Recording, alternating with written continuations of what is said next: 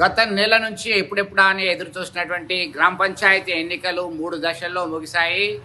ఈ నెల 11, 14, 17వ తేదీన 3 దశల్లో ఉమ్మడి కరీంనగర్ జిల్లా వ్యాప్తంగా విజయవంతంగా ఎన్నికలు నిర్వహించి ఫలితాలు వెల్లడించడం జరిగింది.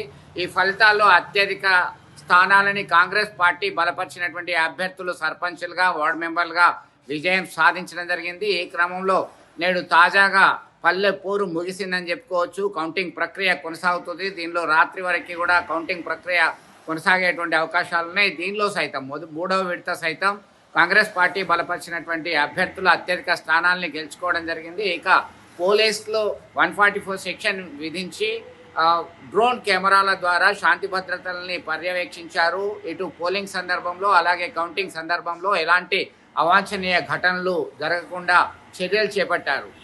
వృద్ధులు, వికలాంగులు సైతం ఎలాంటి చలిని లెక్క చేయకుండా ఓటు హక్కును వినియోగించుకోవడానికి బారులు తీరినటువంటి పరిస్థితి అయితే డెమోక్రటిక్ సిస్టాన్ని ఉత్తేజపరిచేదిగా ఉందని అభిప్రాయాలు వ్యక్తమవుతున్నాయి. ఇవి కరీంనగర్ జిల్లాకు సంబంధించిన వార్తా విశేషాలు.